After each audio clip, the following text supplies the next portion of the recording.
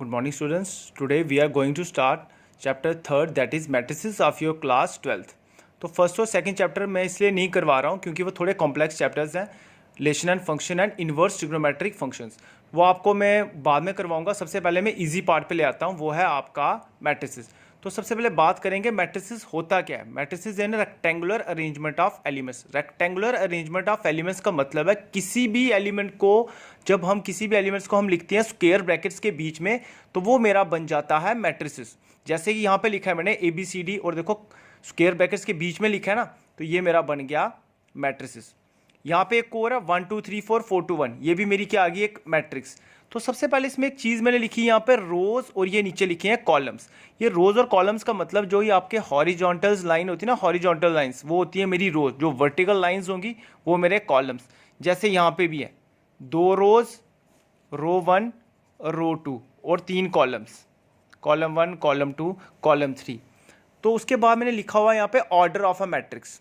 Order of a matrix का मतलब है कि इस एक मैट्रिक्स में कितनी रोज हैं और कितने कॉलम्स हैं. वो हमेशा मैंने लिखूंगा m क्रॉस n.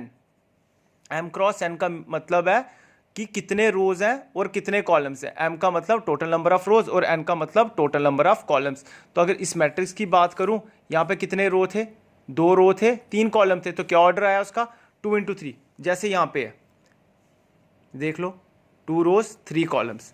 तो फिर हम बात करेंगे general matrix of order 2 into 2 कि कोई भी अगर हमें मैट्रिक्स बनानी हो जिसमें हमें सिर्फ ऑर्डर दिया होगा, एलिमेंट्स नहीं दिए होंगे, तो general matrix of order 2 into 2 क्या होती है, ये A11 A12 A21 A22.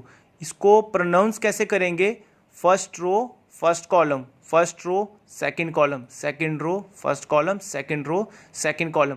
और similarly general matrix of order 2 into 3 ये है. और उसके बाद अगर बात करूं general matrix of order 3 into 3, तो वो आपका है ये. अगर एक क्वेश्चन आता है आपको, if a matrix has 24 elements what are the possible orders, ये आपका एक्सरसाइज का क्वेश्चन नंबर 2 है. तो जब ऐसा कोई क्वेश्चन है तो वहां पे मैं क्या लिखूंगा, पहले लिखूंगा टोटल एलिमेंट्स, वो है मेरे 24. तो 24 के पॉसिबल ऑर्डर्स क्या होंगे, सिंपली हम क्या करेंगे 24 के फैक्टर्स ले लेंगे.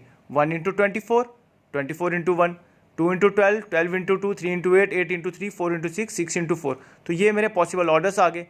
अगर फिर उसी के बाद इन्होंने एक बात की है कंस्ट्रक्ट अ 2 इंटू 2 मैट्रिक्स, हमें कंस्ट्रक्ट करना है एक मैट्रिक्स जिसका ऑर्डर क्या है 2 इंटू 2. उसके एलिमेंट्स किससे गिवन हो रहे हैं, Aij is equal to i plus j upon 2 का होल स्क्वायर. आई का मतलब है रो और जे का मतलब है कॉलम.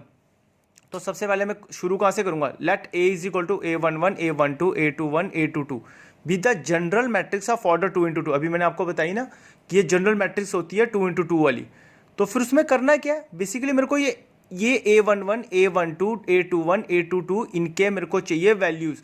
तो ये पुट कहाँ करूंगा, यहाँ पे है A11. A11 का मतलब है IB1 JB1, तो यहाँ पे वैल्यू पुट की, ये आ गई. सिमिलरली A12 A22 A21 इन सब की वैल्यूज आई और एंड में पुट कर दी. A11 की जगह 2, A12 की 9/2, A21 की जगह 9/2, A22 की जगह 8. तो ये मेरा आ गया पर्टिकुलर एक मैट्रिक्स जिसका ऑर्डर क्या था 2 इंटू 2. तो ये आपके सारे क्वेश्चन स्टार्टिंग वाले थर्ड और फोर्थ क्वेश्चन सेम इसी के बेसिस पे हैं, तो ये वो भी कर लेना आप. फिर उसके बाद मैं बात करूंगा equality of matrices. Equality of matrices का मतलब है कि दो मैट्रिसेस को मैं इक्वल कब बोलूंगा. 2 matrices are said to be equal if they have same elements and are of same order. तो ये देख लो x1 2y x1 2y, दोनों के एलिमेंट्स भी सेम है और ऑर्डर भी क्या है सेम. तो इसका मतलब ये क्या होगी, इक्वल मैट्रिसेस.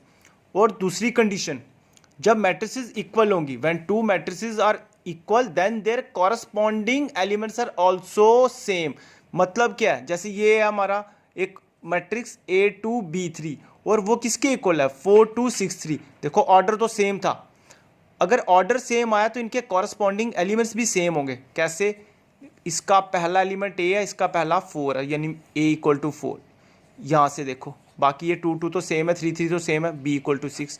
तो ये आपका इक्वलिटी ऑफ मैट्रिसेस. तो ये आपका पहला पार्ट खत्म इस क्वेश्चन का. ये पहला पार्ट था.